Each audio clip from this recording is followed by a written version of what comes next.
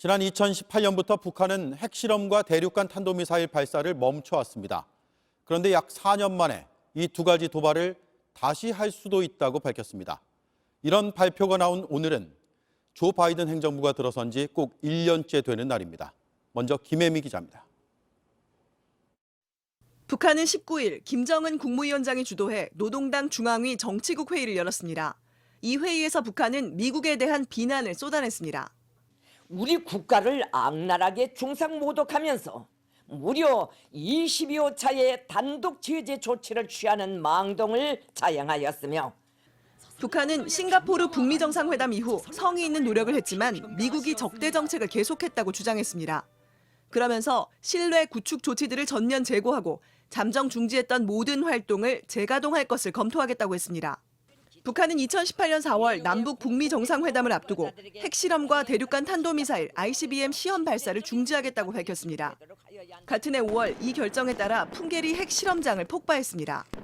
하지만 3년 9개월여 만에 다시 이런 조치를 되돌릴 수 있다고 한 겁니다. 취임 1년을 맞은 조 바이든 미국 대통령에게 정면으로 도전장을 낸 것이란 분석이 나옵니다. 하지만 바이든 대통령은 2시간가량 이어진 취임 1년 기자회견에서 북한에 대한 언급을 하지 않았습니다. 전문가들은 북한이 당분간 핵시설 재가동 등을 진행하며 긴장을 높일 것이라고 예측했습니다. JTBC 김혜미입니다. 이처럼 북한은 다시 벼랑 끝 전술로 돌아간 것으로 보입니다. 도발의 가능성이 있는 시점까지 시사했습니다. 다음 달과 4월입니다. 이때 북한이 중요하게 여기는 기념일이 있습니다. 안희근 기자입니다.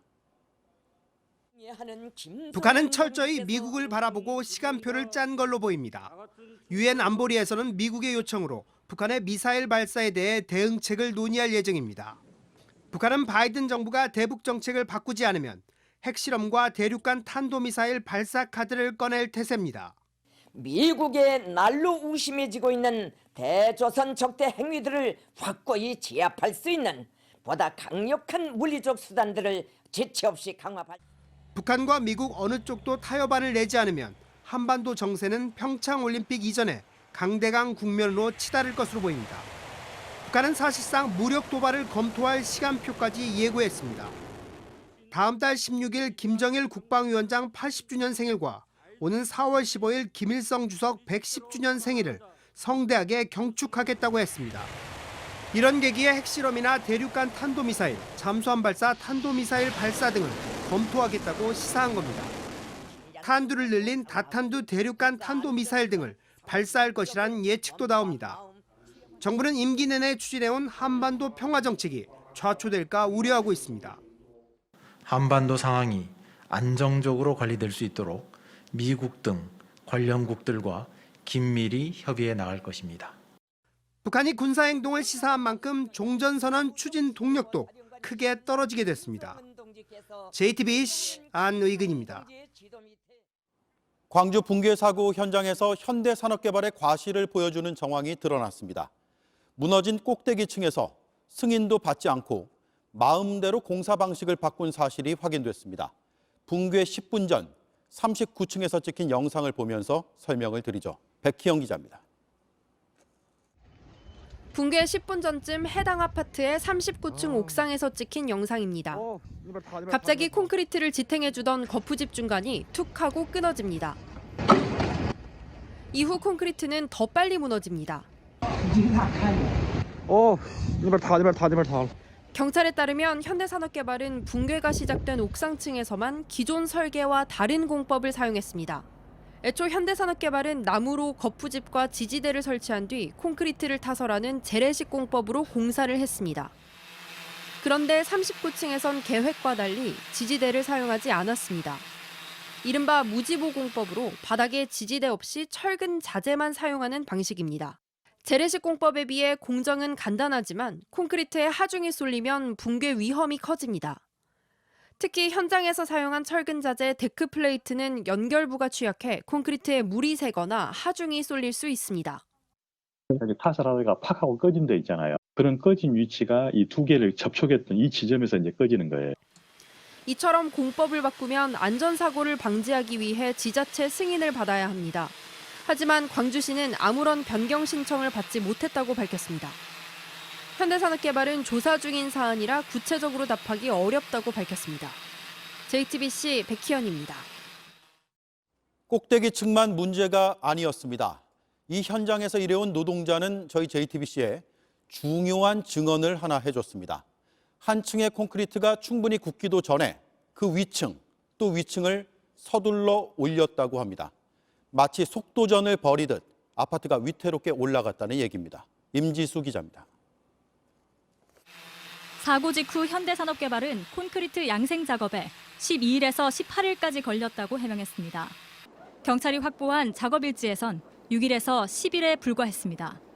그런데 현장 노동자들은 콘크리트 거푸집을 타설 하루 이틀 안에 제거했다고 말했습니다. 타설하고 나면 거의 대부분이 다음날 해체를 많이 합니다. 여기 현장도 그렇게 작업을 했어요. 아파트를 지을 때 콘크리트로 바닥과 벽을 채우고 나면 이를 지탱해주는 거푸집을 해체합니다. 벽체와 바닥 순으로 받쳐주던 거푸집을 떼어내서 위층 타설에 쓰기 위해 올리는 겁니다. 사고가 난 39층과 가까운 38층, 37층을 맡았던 담당자도 콘크리트를 채운 뒤 이틀 만에 거푸집을 해체했다고 밝혔습니다. 국토부 표준 시방서에 따르면 콘크리트의 압축 강도가 14메가파스칼을 넘길 때 거푸집을 해제할 수 있습니다. 콘크리트 바닥이 처지는 상황을 막기 위한 최소한의 기준입니다. 하지만 겨울철엔 하루 이틀 만에 이 강도를 달성하기 어렵다는 겁니다. 강도가 일단은 발현해 냅니다. 날씨가 추우면 하루 만에 철거는 특히 겨울에는 말도 안 되는 거죠. 노동자들은 현장이 위태롭게 느껴져도 현대산업개발 판단에 따를 수밖에 없었다는 입장입니다. 원청이나 하도급에서 하루에 한 번씩 공정회의를 하고 그 작업 상황에 맞춰서 저희들은 작업을 할 수밖에 없습니다. 사고가 난 건물이 39층까지 쌓아 올려지기까지는 1년이 걸린 것으로 전해집니다. 보통 저희들이 25층짜리 건물, 아파트 건물을 지어도 지하 주차장부터 시작을 해도 1년 정도 걸리거든요. 그런 거 봤을 때는 굉장히 빨랐죠. 경찰은 현대산업개발이 법적 기준을 지켰는지 확인하고 있습니다. JTBC 임지수입니다. 사고 현장의 내부 모습도 오늘 공개됐습니다. 실종자 가족들이 소방당국과 함께 1층부터 39층까지 살펴보며 촬영했습니다. 가족들은 실종자들이 불과 두세 걸음만 피할 수 있었다면 이런 일을 당하지 않았을 거라고 말했습니다. 내부 영상 정진명 기자가 보도합니다. 한쪽 콘크리트 더미가 내려앉았습니다. 멀쩡해 보이는 복도를 돌아 나가 보니 다른 쪽에도 콘크리트 구조물이 무너져 있습니다. 그나마 치울 수 있는 잔해물은 모두 치운 게 이 정도입니다. 여기서 전부 저희들 사진 찍어놓고 도면으로 표시도 다 해놨고. 위층으로 올라갈수록 상황은 점점 심각해집니다. 무너진 콘크리트 구조물은 더 커지고 벽이 사라지면서 낭떠러지가 생겼습니다. 구조대가 손댈 엄두가 나지 않을 정도입니다. 붕괴가 진행된 아파트 내부를 살펴본 실종자 가족들은 구조대에게 최악의 상황이라고 말했습니다. 다음 구조는 거의 수개월이 걸릴 상황인 것 같습니다. 내부에서 어떻게 할 수 있는 게 거의 없더라고요. 칼로 잘려나간 듯 단면이 내려앉았기 때문에 노동자들은 무너지지 않은 실내 공간으로 몇 걸음만 갔어도 살 수 있었습니다. 가족들은 추락과 대피, 생사를 가른 거리가 불과 두세 걸음이었다며 안타까워했습니다. 이분하고 저 정도 거리밖에 안 돼요. 그러니까 이분이 저한테 오면 살아요. 안 내려갔죠. 당국은 위태하게 기울어 있는 타워 크레인 해체를 내일 진행할 예정입니다. 가장 큰 위험 요소인 크레인을 해체하면 수색은 수월해집니다. 구조 작업의 분수령이 될 크레인 해체와 건물 안정화 작업을 거치면 다음 주 초부터 본격적인 수색이 가능할 걸로 보입니다. JTBC 정진명입니다. 현대산업개발은 최소한 영업정지를 당할 걸로 보입니다. 일단 지난해 광주 학동 붕괴로 서울시가 8개월 영업정지 여부를 따져보고 있고요. 그리고 이번 사고로 1년 영업정지 얘기가 나옵니다. 그렇게 되면 1년 8개월간 수주를 못합니다. 더 나아가서 등록 말소까지 거론됩니다. 정원석 기자입니다. 지난해 6월 철거 중이던 건물 외벽이 붕괴된 광주 학동 붕괴 참사. 광주 동구청은 사망자 9명을 포함해 17명의 사상자를 낸 대형 사고의 책임을 물어 현대산업개발에 대해 8개월의 영업정지를 내려달라고 서울시에 요청했습니다. 현대산업개발 본사가 서울에 있기 때문입니다. 철거를 맡았던 공사 담당 업체와 책임자에 대한 재판이 진행되고 있지만 부실공사가 고의 과실 때문에 일어났다고 봤습니다. 서울시는 현대산업개발 측의 해명 등을 들어본 뒤 다음 달 청문 절차와 법리 검토를 거쳐 처벌 수위를 확정하게 됩니다. 하지만 8개월 영업정지로 끝나진 않을 것으로 보입니다. 노영우 국토교통부 장관은 이번 화정동 붕괴 사고에 대해 등록 말소까지도 검토하겠다고 했습니다. 등록 말소를 하지 않더라도 화정동 사고에 부실공사 혐의가 적용되면 최장 1년의 영업정지 처분을 받을 수 있습니다. 현대산업개발 입장에선 이번 화정동 사고까지 처분이 더해지면 1년 8개월간 영업정지 처분을 받을 수 있는 겁니다. 영업정지 기간엔 공공과 민간 어디에서도 새로 건설 사업을 수주할 수 없습니다. 1년 이상의 영업정지 처분을 받는다면 그 자체로도 큰 제재가 될 수도 있다고 생각이 듭니다만 더 중요한 거는 사전 예방적인 것인데요. 안전관리나 품질관리를 전문적으로 담당할 수 있는 이사가 참여를 해서 내부 통제를 강화해야 됩니다. 영업정지에 땅으로 떨어진 평판까지 더하면 사실상 퇴출 수순을 밟을 수 있다는 전망도 나옵니다. JTBC 정원석입니다. 추적 보도 후 김건희 씨의 도이치모터스 주가 조작 연루 의혹을 추적했습니다. 윤석열 후보는 수천만 원 손해보고 나왔다는 논리로 의혹과 무관함을 주장해왔죠. 2010년 1월부터 5월까지의 거래 내역도 공개했습니다. 하지만 저희가 기간을 넓혀서 확인해봤더니 김건희 씨의 관련 거래 계속 있었습니다. 특히 손해봤다는 금액 이상의 이익을 본 것으로 드러났습니다. 윤 후보가 전체가 아닌 일부 기간만 공개해 손해를 주장한 셈입니다. 내야 할 세금을 3년 지나서야 뒤늦게 낸 사실도 새롭게 확인됐습니다. 먼저 이윤석 기자입니다. 윤석열 후보는 도이치모터스 관련 의혹에 이렇게 해명했습니다. 그 당시에 도이치모터스라고 하는 것은 주가의 변동도 크지 않았고 저희 집사람 오히려 손해보고 그냥 나왔습니다. 구체적으로 4천만 원 손해를 봤다고 주장했습니다. 주가 조작 선수가 계좌를 관리했던 2010년 1월부터 5월까지 거래 내역을 공개하기도 했습니다. 하지만 이 기간 외에도 관련 거래가 계속됐고 일부 수익을 본 것으로 확인됐습니다. 김건희 씨 세금 납부 기록입니다. 2016년 7월 증권거래세 118만 원과 양도소득세 2,058만 원을 냈습니다. 귀속 연도는 2013년으로 돼 있습니다. 세금을 3년 만에 뒤늦게 낸 겁니다. 어디서 돈을 벌었는지 추적했습니다. 김 씨는 2012년 11월 권오수 도이치모터스 회장에게서 신주인수권 약 51만 주를 주당 195.9원에 샀습니다. 1억 원어치였습니다. 7개월 뒤 한 사모펀드에 약 43만 주를 주당 358원에 팔았습니다. 약 7천만 원을 벌었습니다. 김 씨가 내야 할 세금은 수익의 약 20%였지만 제때 세금을 내지 않아 가산세까지 내야 했습니다. 사모펀드 사무실을 찾아가 봤습니다.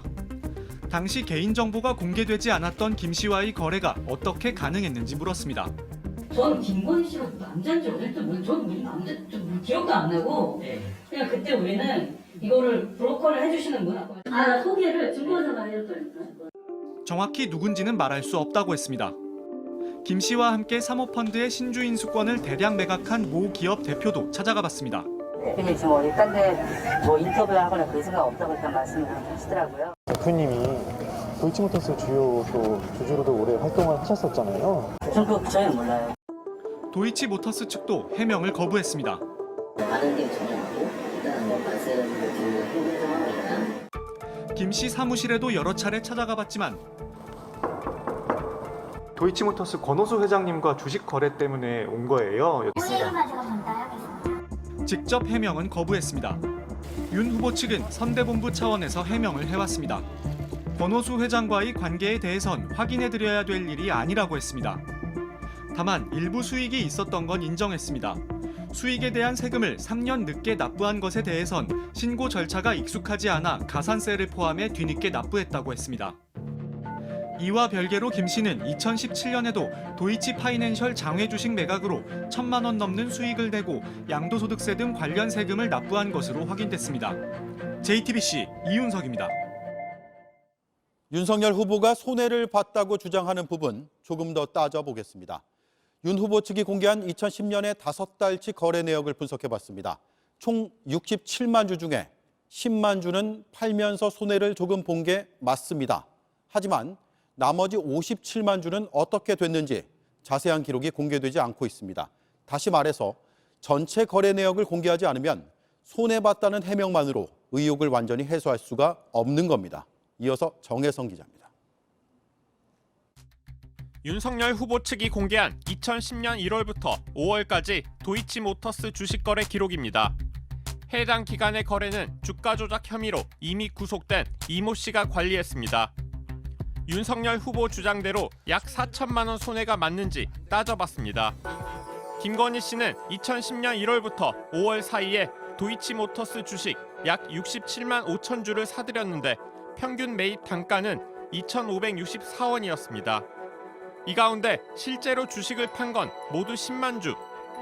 평균 매도 단가는 2,551원이었습니다. 사고 팔 때 가격 차이가 주당 13원에 불과합니다. 공개된 자료에선 실제로 주식을 팔아 입은 손해가 130만 원 정도로 파악됩니다. 다만 다른 계좌로 옮겼다는 57만 5천 주에 대한 기록은 공개하지 않았습니다. 당시 도이치모터스 주가는 잠시 하락하기도 했습니다. 하지만 전체적으로는 상승세를 이어갔고 2011년 3월 말엔 8,000원 가까이 치솟았습니다.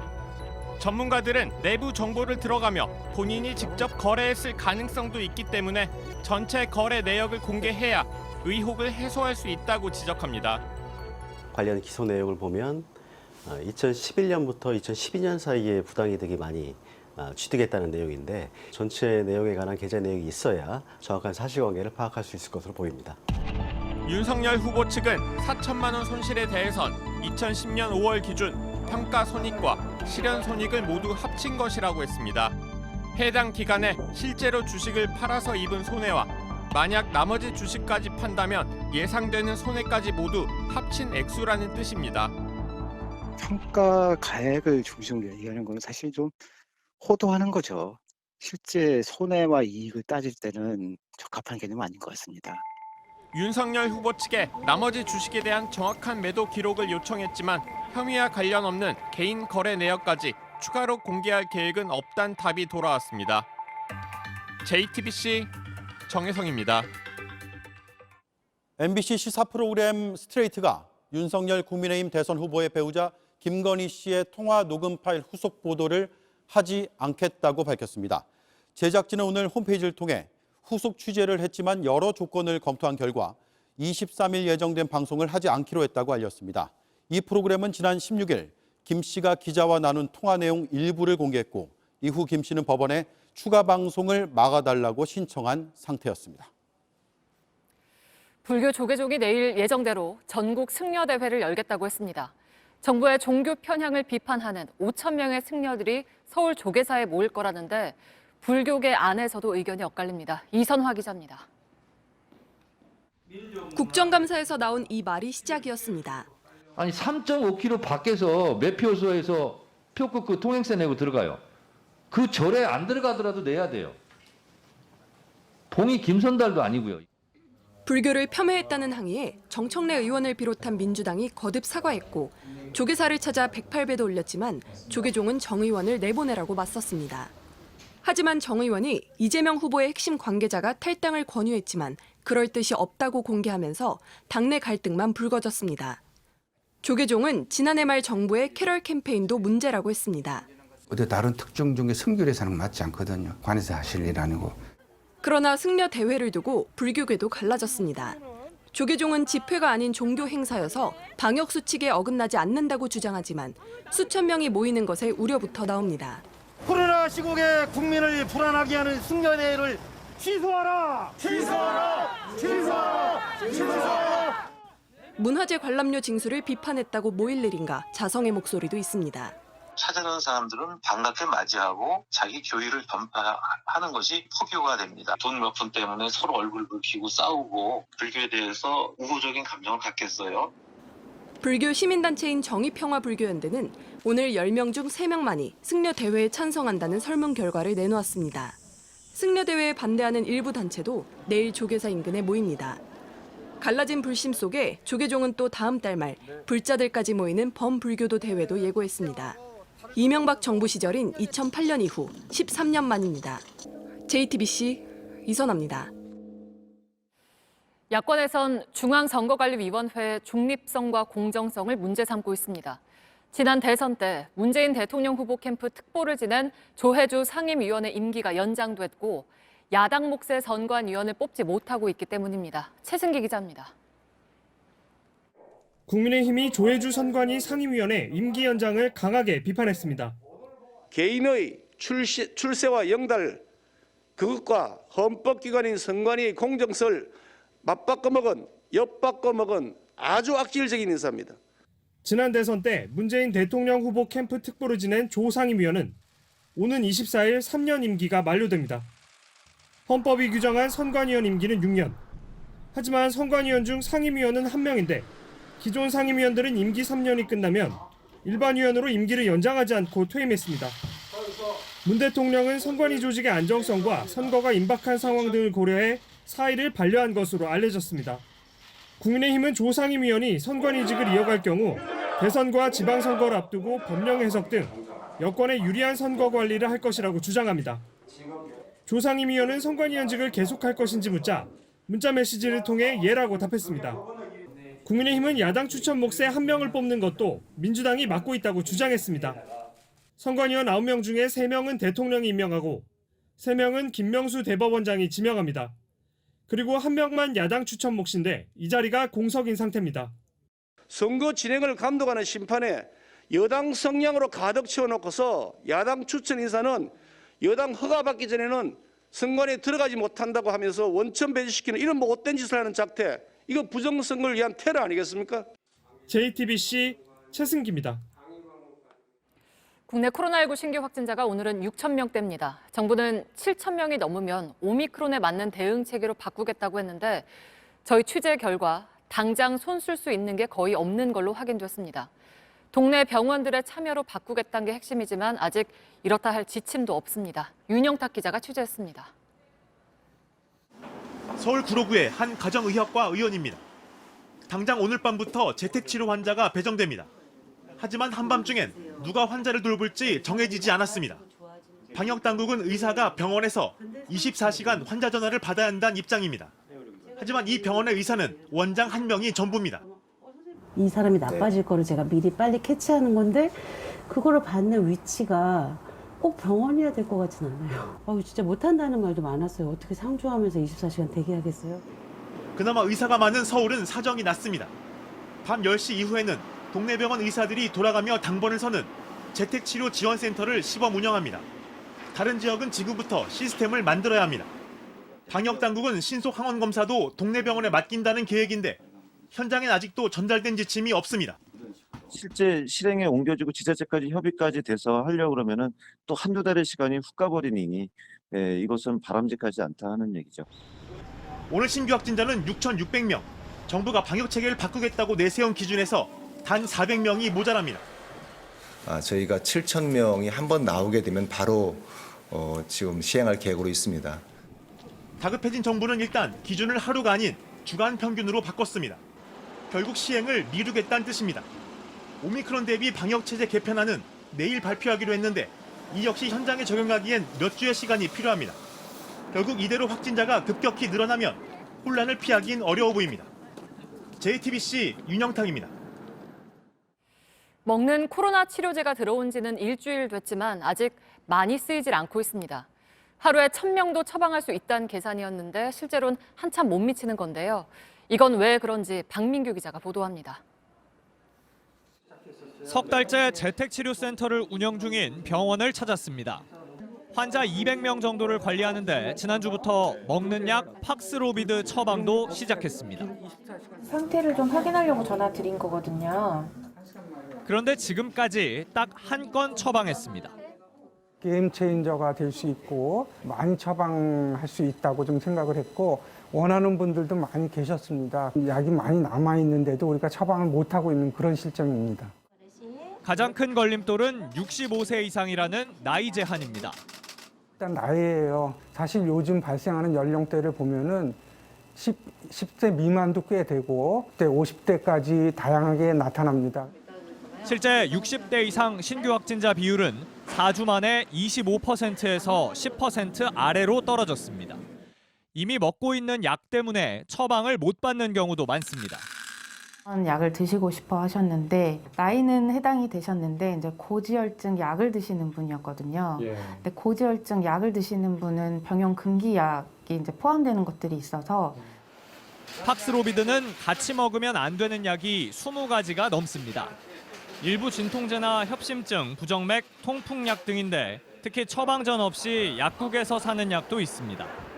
문제가 되는 거는 일반 의약품이거든요. 일반 약이나 영양제를 포함해서 드시는 모든 약을 다 일단 사진 전송을 통해서 일일이 다 확인을 하고 정부는 주말까지 39명이 처방받았다고 밝혔습니다.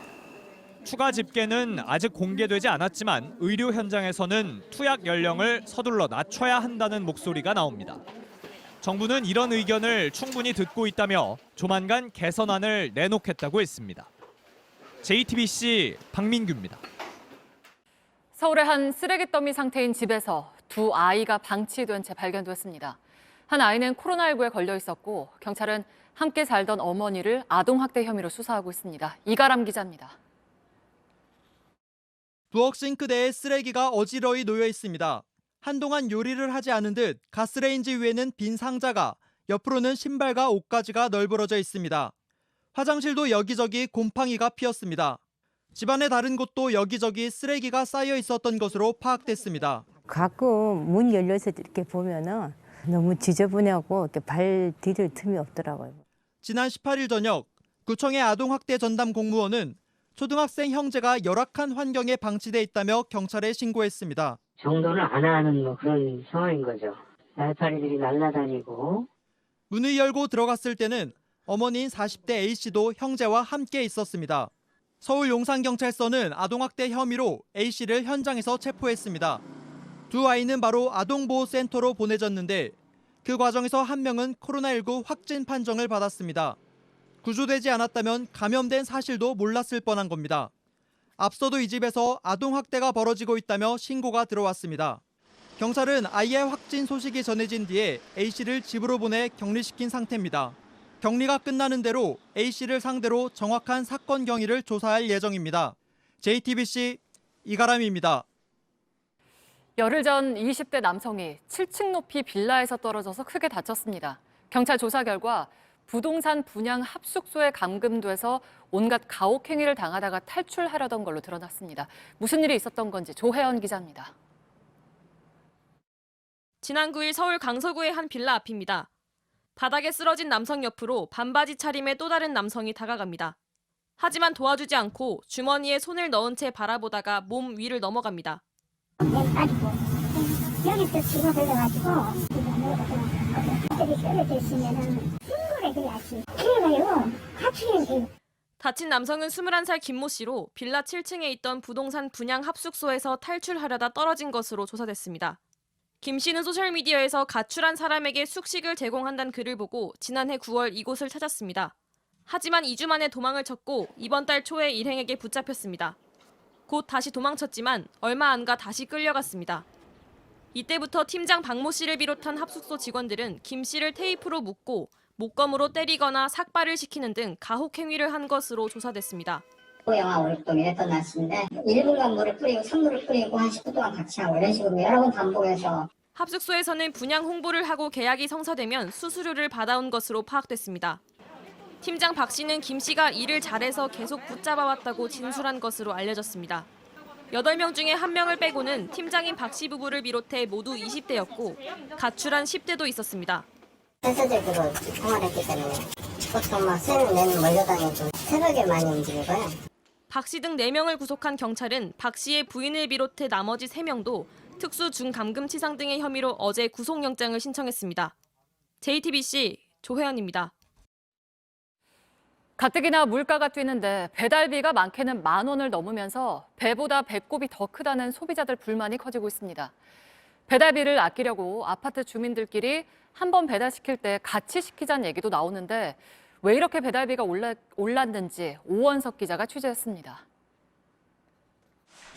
오른 배달비 때문에 음식을 시킬 때 주저하게 된다는 소비자들이 늘어나고 있습니다. 배달료가 오른 이후부터는 거의 안 시켜 먹었던 것 같아요. 스마트폰에서 배달 앱을 켜니 6,000원까지 받는다는 점포가 쉽게 눈에 띕니다. 일부 지역에선 배달비가 10,000원이 넘는 곳도 있습니다. 이렇다 보니 소비자 사이에선 공동으로 배달 주문을 넣자는 아이디어까지 나옵니다. 같은 아파트에 거주하는 이들이 각자 먹고 싶은 배달 음식을 한꺼번에 시킨 다음 배달비를 나눠낸다는 겁니다. 배달비가 크게 오른 건 배달앱 간의 단건 배달 경쟁이 가장 큰 원인으로 꼽힙니다. 배달 시간을 줄이기 위해 배달원들이 한 번에 한 집만 가는 서비스입니다. 배달원이 한 번에 여러 집을 갈 때보다 수입이 줄어들지 않도록 배달앱에서 웃돈을 얹어주는 겁니다. 배민 라이더스나 쿠팡이츠 같은 경우에는 1대1 배송인 반면에 대행료가 거의 2~3배 이상은 또 많이 떨어진다고들 하더라고요. 또 다른 이유로는 고용보험이 꼽힙니다. 올해부터 배달원의 고용보험 가입이 의무화되자 배달 대행 업체들이 보험료를 충당하기 위해 배달비를 올렸다는 겁니다. 보험료를 소비자에게 전가시킨 셈입니다. 소비자뿐 아니라 배달원들도 불만입니다. 배달료가 오른다고 해서 그 비용이 그대로 배달 노동자들한테 오는 게 아닙니다. 얼마 떼가는지를 노동자가 결정할 수도 없고 심지어 정확한 금액도 알 수 없기 때문에 투명한 시스템도 결국 배달비를 올려서 배달앱과 배달대행 업체 배만 불리는 게 아니냐는 비판이 커지고 있습니다. JTBC 오원석입니다. 남태평양의 통가에서 바다 아래 화산이 폭발한 여파로 10,000km 떨어진 남미 페루 해안에 있던 유조선에 기름이 새어나온 걸 걷어내는 작업이 이어지고 있습니다. 한편 통신과 전기가 일부 복구된 통가에선 뒤늦게 피해 상황들이 전해지고 있습니다. 김지아 기자입니다. 페루 벤타니아 카베로 해변에 검은 파도가 칩니다. 해변이 검은색으로 물들었습니다. 갈매기는 바닷속에 죽어 있습니다. 기름으로 뒤덮인 채 해변에 떠밀려온 바다 표범도 보입니다. 10,000km 떨어진 통가 해저 화산 폭발로 생긴 높은 파도 때문에 페루에 있던 유조선에서 기름이 새어나온 겁니다. 페루 정부는 유조선에서 약 6,000배럴의 기름이 유출된 것으로 추정하고 있습니다. 해안에선 기름을 제거하는 작업이 진행 중입니다. 하지만 기름을 완전히 걷어내기엔 역부족입니다. 통가 현지에는 전기가 조금씩 들어오기 시작했습니다. 통신도 일부 회복되면서 피해 상황이 뒤늦게 전해지고 있습니다. The first explosion happened, our ears were ringing, and we couldn't even hear each other. So all we do was mimically pointing to our families to get up, to get ready to run. 쑥대밭이 돼버린 마을에선 복구 작업이 다시 시작됐습니다. 이른바 올림픽 근육맨으로 알려진 통가의 운동선수 피타 타우파토프와는 약 6억 원의 피해 복구 기금을 모았다고 밝혔습니다. JTBC 김지아입니다. 지난해 8월 대구에서 고등학생 손자가 자신을 키워준 할머니를 흉기로 살해한 사건이 있었습니다. 검찰이 무기징역을 구형했는데 재판부는 오늘 형량을 줄였습니다. 그러면서 박원서 작가가 쓴 이 동화집 자전거 도둑을 선물했습니다. 무슨 사연인지 윤두열 기자가 보도합니다. 주변 어른들은 잘했다고 했지만 수남이는 자전거를 훔친 걸 이내 후회합니다. 도둑질만은 하지 말라고 한 아버지를 떠올리며 고향으로 돌아갑니다. 어떻게 살아가는 게 좋은 삶인지 아이 시선으로 바라본 박원서 작가의 동화집 자전거 도둑입니다. 할머니를 살해한 혐의와 이를 도운 혐의로 재판에 넘겨진 10대 두 형제에게 판사는 편지와 함께 이 책을 건넸습니다. 앞으로 어떻게 살아갈지 고민도 하라고 했습니다. 지난해 8월 당시 18살이었던 형은 잔소리를 한다는 이유로 같이 사는 할머니를 흉기로 찔러 살해하고 할아버지까지 살해하려 했습니다. 부모가 이혼한 이후 2012년부터 자신을 키워준 조부모였습니다. 재판부는 오늘 형에게 징역 장기 12년, 단기 7년을 선고했습니다. 검찰이 형에게 구형한 무기징역보다 많이 줄어든 형량입니다. 재판부는 비가 오면 우산을 챙겨 데리러 가곤 했던 할머니를 살해한 건 용서받지 못할 죄라고 꾸짖었습니다. 하지만 두 형제가 부모 이혼과 폭행으로 균형 잡힌 인격을 형성하기 어려웠을 거라고 했습니다. 형이 범행을 계획한 정황도 있지만 불안감 때문에 우발적으로 저지른 면이 더 크다고 봤습니다. 늘 동생을 걱정하는 마음을 보여줬고 원만하게 학교 생활을 해온 점도 참작했습니다.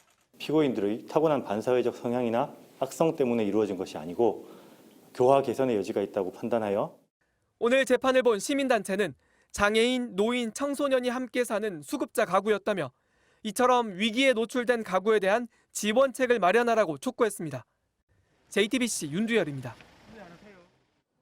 또 노동자가 숨졌습니다. 포스코 포항제철소에서 일하던 30대 노동자였고 석탄 나르는 중장비에 끼었습니다. 출근한 지 보름 된 하청업체 직원이었습니다. 조승현 기자입니다. 39살 노동자 A씨가 중장비에 낀 건 오늘 오전 9시 40분쯤. 머리 등을 크게 다쳐 병원으로 옮겨졌지만 끝내 숨졌습니다. 하청업체 소속이었던 A씨가 포항제철소로 출근한 지 보름 만이었습니다. 경험 많고 이제 현장에 대해서 잘 알고 계시는 다른 이제 조합원들은 별도로 작업을 하고 계셨던 거고 혼자 계시다가 이제 차량에 끼게 된 거죠. A씨는 배관에 보온재를 씌우는 작업 현장에서 안전감시를 하던 중이었습니다. 10분에서 15분마다 석탄을 옮기는 장입차가 자동으로 움직이는데 벽과 차 사이에 몸이 끼인 겁니다. 2인 1조로 일하는데 사고 지점엔 A씨 혼자였던 걸로 알려졌습니다. 벽체 바깥에서 보온덮개 작업을 하고 이분은 안쪽에서 보온재를 이렇게 넘겨주는 그런 일을 하신 거예요. 최근 3년 사이 포항제철소에서 사고로 숨진 노동자만 8명에 달합니다. 매번 노동부 감독이 이뤄졌고 법 위반 사항은 수백 건씩 쏟아졌습니다.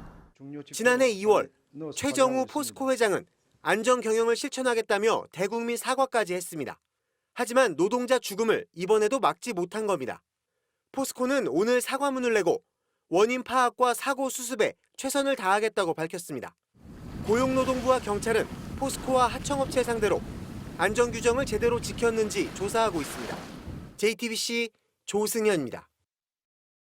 먹튀, 개미지옥, 혁신기업을 자처한 카카오에 요즘 붙는 수식어입니다. 카카오가 오늘 차기 대표를 새로 정했습니다. 주식 팔아 먹튀한 게 아니냐 이런 비판받던 내정자가 스스로 물러난 지 열흘 만입니다. 창업자인 김범수 의장은 무거운 책임감을 느낀다고 했습니다. 김영민 기자입니다. 카카오는 오늘 남궁훈 카카오 미래이니셔티브 센터장을 차기 단독 대표로 내정한다고 밝혔습니다. 지난해 11월 공동대표로 내정됐던 류영준 카카오페이 대표가 자진 사퇴한 지 열흘 만입니다. 유 대표를 포함한 카카오페이 임원진은 회사가 상장하고 한 달 만인 지난해 12월 스톡옵션으로 받은 주식을 팔아 900억 원 가까운 차익을 챙겨 먹튀 논란에 휩싸였습니다. 카카오 창업자인 김범수 이사회장은 오늘 사내통신망에 오랫동안 쌓아온 신뢰를 잃고 있는 것에 무거운 책임감을 느끼고 회복할 수 있는 방안이 무엇일지 고민을 거듭해야 한다고 밝혔습니다. 주식을 판 카카오페이 임원 8명 가운데 류영준 대표와 경영기획부사장, 사업총괄 부사장 등 3명은 물러나기로 했습니다. 카카오페이에 남는 5명의 경영진은 상황을 수습한 뒤 직원들로부터 재신임을 받기로 했습니다. 금융당국은 카카오페이 사태와 관련해 스톡옵션 제도 개편에 나설 뜻을 시사했습니다. 정은보 금융감독원장은 오늘 핀테크 업계 간담회를 마친 뒤 개인 투자자 보호가 전제되면서 스톡옵션 제도가 운용돼야 하지 않겠냐며 제도 개선의 필요성이 있는 문제로 생각한다고 말했습니다. JTBC 김영민입니다. 코로나 백신 중에 위험한 백신 제조 번호가 따로 있다는 괴담이 퍼지고 있습니다. 특정 제조 번호의 백신을 맞은 사람들은 숨졌다는 건데 정말 그런지 팩트체크팀이 확인을 해봤습니다. 이지은 기자, 이게 정말 맞는 얘기입니까? 그러니까 특정한 제조 번호의 백신을 맞았으면 위험하다는 얘기입니까? 네, 우선 이 백신을 접종할 때 자신이 원하는 특정 제조 번호를 골라서 맞을 수는 없습니다. 네. 그래서 더 불안하다라는 얘기가 나오는 건데요. 네, 중요한 건 이렇게 유포되는 괴문서 내용을 믿을 수 있냐, 부작용 백신이 따로 있냐겠죠. 이 화면을 보시면요. 제조번호 A는 미국에서 부작용 3,000건이 넘었다.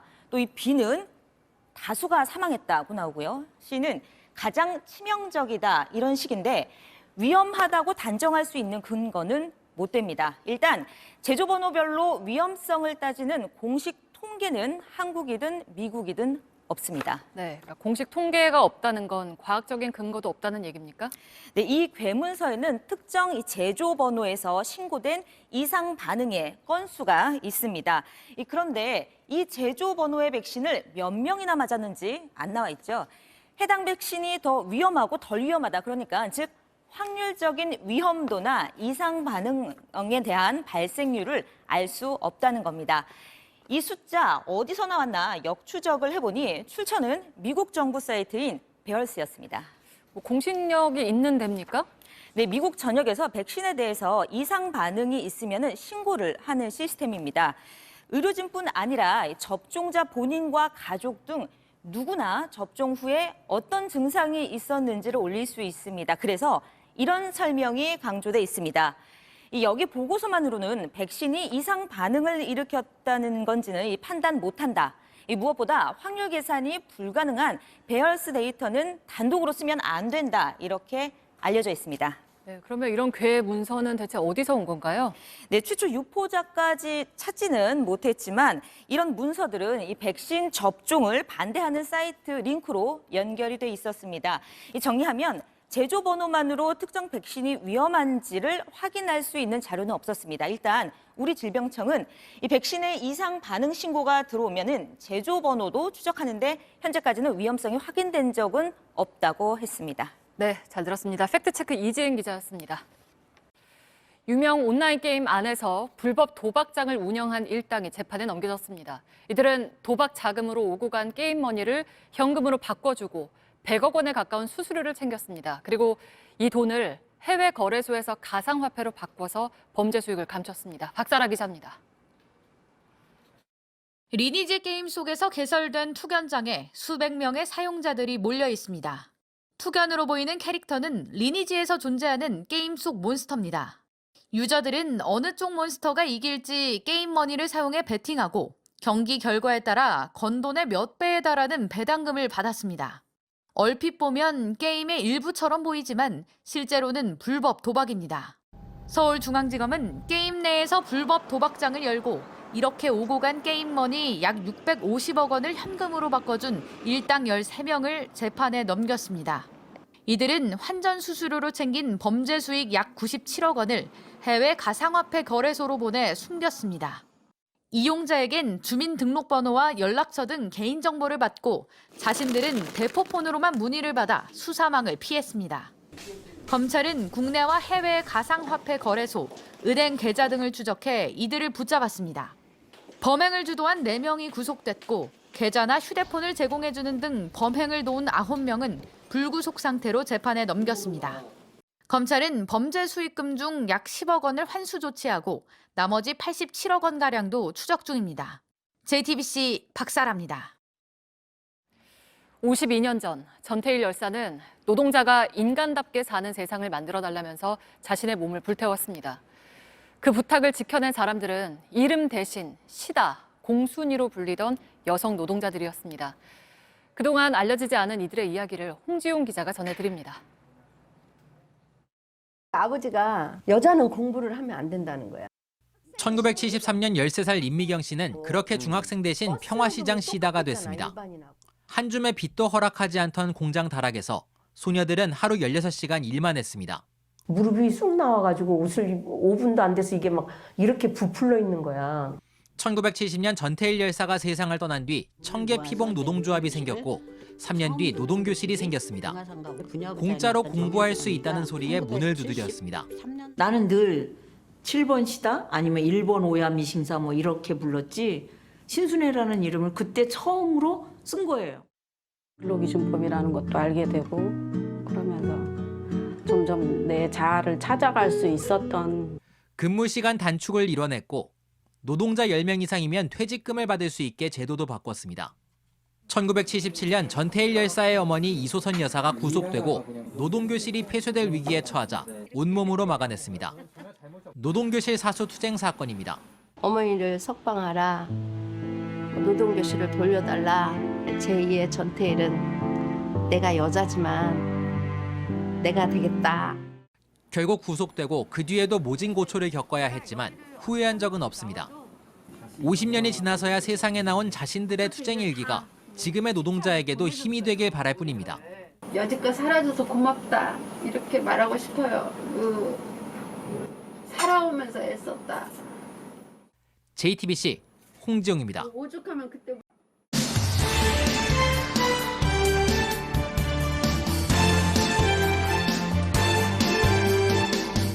뉴스데이 숨은 이야기 백브리핑 시작합니다. 첫 번째 브리핑, 시대착오적입니다.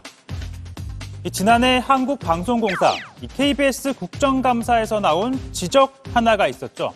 영웅의 눈물이라든지 대정이라든지 여러 가지 큰 과거의 대작이 있었음에도 불구하고 최근 5년 동안은 이런 대하사극이 없다가 최근에 이제 변화된 시청 행태 또 시청자들의 눈높이 이런 것 때문에 한 6년 정도 방송을 못했는데 올해 이제 12월에 방송하기 위해서 준비하고 있습니다.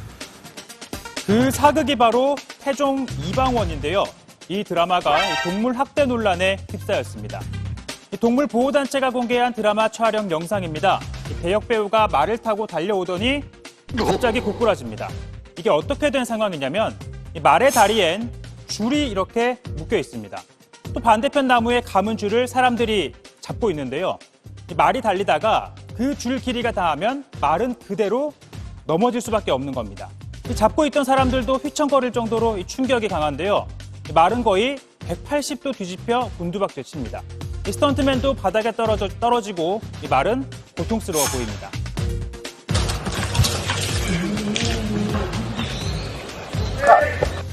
이렇게 컷 소리가 나오고서야 스태프들이 달려가는데요. 여기까지가 이 영상에 담겼습니다. 하지만 말은 그냥 방치된 상태로 말이 처음에 수도꼭지다가 가만히 움직이지 않는 미동 없이 있는 거 보고 이 말한테 굉장한 충격이 가해졌구나. 최소한 죽거나 상해를 입었을 것인데 상해를 입어도 치료가 되지는 않을 것 같다라는 이제 판단이 들어서 문제제기한. KBS는 오늘 오후 입장을 냈는데요. 안타깝게도 이 말은 이 사건 일주일쯤 뒤 사망했다고 합니다. 이 KBS는 불행한 일이 벌어진 점에 대해 사과드린다며 앞으로 재발하지 않도록 다른 촬영, 이 표현 방법을 찾겠다고 밝혔습니다. 동물보호단체도 관련 기준을 만들어야 한다고 요구합니다.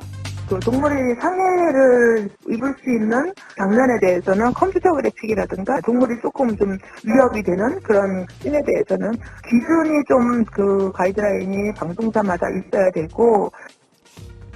관련 업계에 따르면요, CG 기술이 충분하지 않았고 동물권에 대한 개념도 약했던 과거엔 이런 식으로 촬영을 했다고 하는데요. 하지만 요즘은 사람보다 더 사람 같은 광고 모델 가수가 나오는 세상인데 이런 시대착오적 방식의 촬영 분명 개선되어야 할 겁니다. 다음 브리핑은요, 열공사탕의 비밀입니다. 한 포털 사이트 쇼핑몰에서 판매 중인 사탕입니다.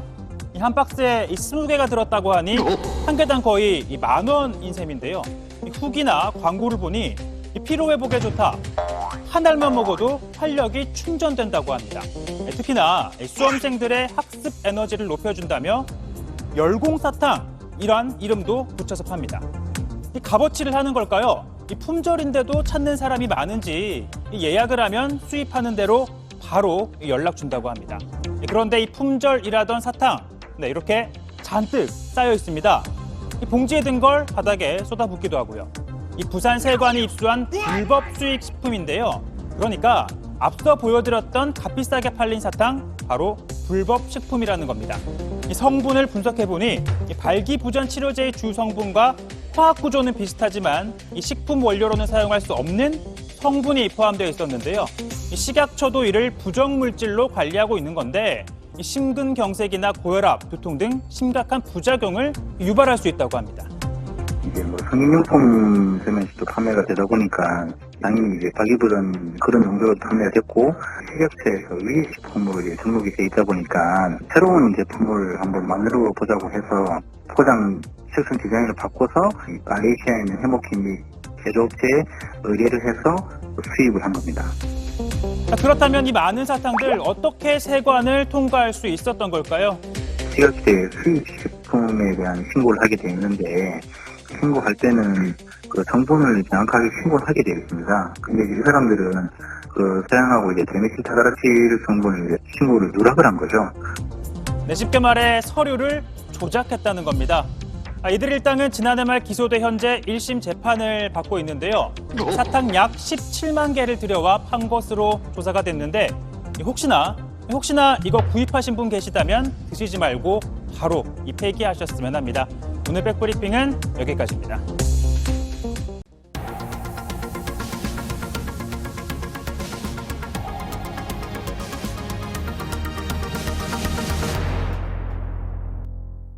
외국에서 이민 온 중학생을 또래 학생들이 폭행한 사건에 대해 최근 재판이 열렸습니다. 판사는 가해 학생들에게 짐승이나 하는 짓이라며 재판 내내 큰 소리로 야단쳤습니다. 가해자들 소년원에서 최대 6개월 반성의 시간 갖게 됐습니다. 배승주 기자입니다. 속옷 차림에 팔다리가 묶인 A양을 또래 여중생 4명이 돌아가며 때립니다. 담배꽁초도 억지로 먹였습니다. 이 가해 학생 4명이 재판정에 섰습니다. 피고인석에 앉은 학생들에게 판사는 목소리를 높였습니다. 아무 생각 없이 때린 게 맞느냐 물었고 그렇다고 대답하자 짐승이나 하는 짓이라며 혼냈습니다. 아무 생각 없이 한 행동이 큰 무리를 일으켰다며 재판 내내 호통쳤습니다. 가해자 4명은 지난해 7월 경남 양산에서 몽골 국적 A양을 집단 폭행했습니다. 판사는 4명 모두에게 최대 6개월을 가둘 수 있는 소년원 단기 송치 처분을 내렸습니다. 이례적으로 크게 호통을 치시면서 자신의 잘못들에 대해서 반성을 하라고 해주셨고 하나같이 고개를 숙이고 또는 눈물을 흘리면서 집단 폭행을 당했던 A양 측은 그동안 억울함을 호소해왔습니다. 교육청은 애초 가해 학생들에게 사회봉사 처분만 했고 경찰 수사관은 진정서를 반려하는 등 수사도 지지부진하게 진행됐습니다. A양 측은 이제야 마음의 상처가 그나마 치유됐다고 말했습니다. 같은 엄마로서 좀 많이 아프지만 정말 공정하게 타결해 주셔서 폭행 사건이 알려지면서 반한 감정이 일었던 몽골에서도 공정한 판결에 감사한다는 여론이 퍼지고 있습니다. JTBC 배승주입니다. 급가속과 급제동을 반복하며 질주합니다. 음주운전 차량입니다. 경찰과 추격전이 벌어졌습니다. 이 과정에서 한 시민이 이 차량을 막아세워 체포를 도왔습니다. 이승환 기자입니다. 새벽 시간 차량 한 대가 중앙선을 넘나들며 달립니다. 골목에 주차된 차량들 사이를 비틀비틀 지나갑니다. 속도는 들쭉날쭉하고 방향은 오락가락입니다. 지켜보던 시민들이 음주운전이 의심된다며 신고했고 경찰이 추격을 시작합니다. 경찰이 따라붙자 문제 차량은 속도를 높입니다. 급격하게 오른쪽으로 방향을 틀더니 다른 차량을 스치듯 지나갑니다. 경찰에 따라잡히자 급제동해 반대편 차로로 유턴합니다. 최대 시속 130km. 추격전이 이어지는 가운데 회색 SUV 차량이 갑자기 나타납니다. 문제 차량을 쫓아 앞을 가로막습니다. 어쩔 수 없이 속도를 늦추고 순찰차와 SUV가 주변을 막았습니다. 5km 이어진 추격전이었습니다. SUV 운전자는 올해 25살 시민이었습니다. 먼저 잡아야겠다라는 생각이 먼저 들었었어요. 그래서 제가 나이가 어려서 그런지 몰라도 일단은 그냥 패기로 잡았던 것 같아요. 문제 차량 운전자는 40대 남성 A씨. 음주 측정을 거부해 현행범으로 붙잡혔습니다. 앞서 주차 차량 한 대를 들이받은 사실도 확인됐습니다. 경찰은 음주 측정 거부와 사고 후 미조치 혐의로 A씨를 검찰에 넘겼습니다. JTBC 이승환입니다. 오늘 홍준표 의원의 이름이 큰 화제였습니다. 어제 윤석열 후보와 둘이 만나서 했다는 발언들이 바깥으로 알려져서입니다. 대선과 함께 치러질 국회의원 재보궐선거에 최재형 전 감사원장 등 일부 인사들의 공천을 거론한 것으로 알려졌습니다. 당에선 당장 구태라는 반발이 나왔습니다. 최수영 기자입니다. 홍준표 의원은 선대본부 합류를 위한 2가지 조건을 내걸었습니다. 국정 운영 능력을 담보할 조치와 처갓집 비리는 엄단하겠다는 선언을 하면 고문으로 합류하겠다고 했습니다. 합류를 결심한 이유로 이재명 후보가 되는 건 막아야 한다고 했습니다. 그런데 홍 의원이 대선과 함께 치러지는 국회의원 재보궐선거에 특정 인사를 제안한 것으로 알려지면서 논란이 불거졌습니다. 자신의 캠프에 합류했던 최재형 전 감사원장을 서울 종로에, 대구 중남구엔 측근인 이진훈 전 수성구청장을 추천한 것으로 파악됐습니다. 최재형 같은 사람을 공천을 하게 되면 깨끗한 사람이고 행정 능력 뛰어난 사람이고 그래서 내 요청을 한 겁니다. 후보와의 대화가 알려진 것도 불쾌했습니다. 어떻게 후보하고 이야기한 내용을 가지고 나를 비난하고 방자하다. 윤석열 후보는 공천에 개입하진 않겠다고 했습니다. 공정한 그 위원회를 구성을 해서 그 위원회에다가 좀 맡기고 저는 그 공천 문제에는 직접 관여할 생각이 없습니다. 국민의힘은 지난 17일 비공개 최고위원회의에서 종로를 제외한 다른 지역들은 경선을 하는 것으로 가닥을 잡은 바 있습니다. 홍 의원을 겨냥한 공개적인 비판도 나왔습니다. 구태를 보인다면은 지도자로서의 자격은커녕 우리 당원으로서의 자격도 인정받지 못할 것임을. 윤석열 후보는 오늘 오후 최재형 전 감사원장을 만났습니다. 두 사람은 대선 승리를 위한 원팀을 강조했습니다. 우리 당의 이 공식 후보를 하여튼 조건 없이 도와주고 지지하겠다고 말씀을 하셨고, 정권 교체에 집중을 해야지 어디 출마를 한다 이런 걸 논할 계제는 아닌 것 같습니다.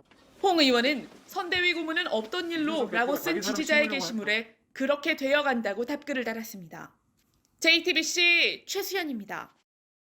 쏘고 또 쏘고 북한이 계속 쏘아 올리는 미사일, 여기에 핵실험 대륙간 탄도미사일 발사 가능성까지 있죠. 후보들의 안보 설전 정리했습니다. 한 주 동안의 대선 이슈를 영화로 구성해보는 방구석 캠프, 박소연 기자입니다.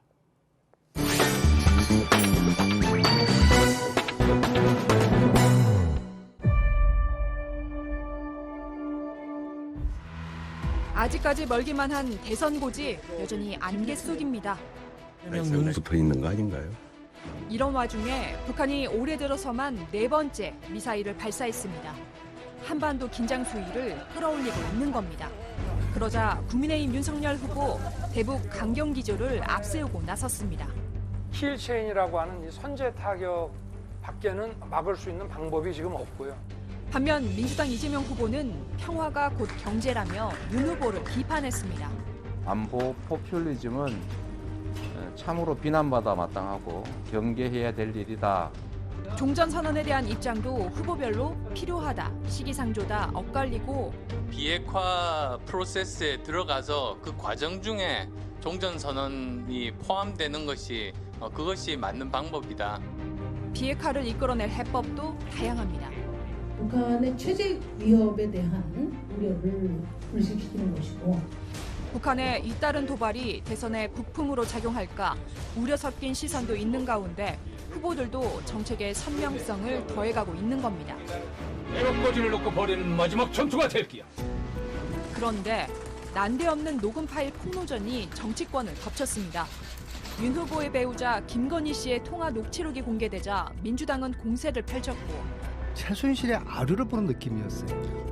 이어 이 후보의 욕설과 막말이 담긴 통화 녹취록이 폭로되자 국민의힘도 맞받았습니다.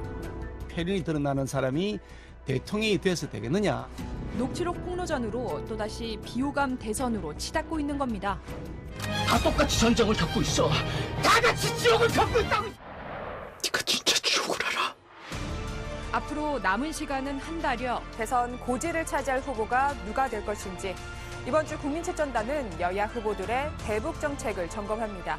결과는 내일 뉴스룸에서 확인하시죠. 이번 주 방구석 캠프 영화 고지전입니다. 네, 내일은 전국이 맑겠고 추위가 차츰 풀리겠습니다. 아침엔 곳곳이 영하권을 보이다가 낮 기온은 서울 4도, 광주와 대구 8도 등으로 오늘보다 3도에서 6도가량 높겠습니다. 추위는 물러났지만 인천과 경기 남부, 충청 지역은 미세먼지 농도가 나쁨 수준을 보일 거란 예보입니다. 시간이 돈이다. 시간의 중요성을 강조하는 말이죠. 그런데 건설 현장에선 돈의 중요성을 뜻하는 말입니다. 무리하게 시간 단축하면서까지 돈 벌자고 애꿎은 노동자의 인생 시간을 줄이는 허망한 일이 되풀이되고 있습니다. 뉴스룸 내일도 잘 준비해 놓겠습니다. 고맙습니다.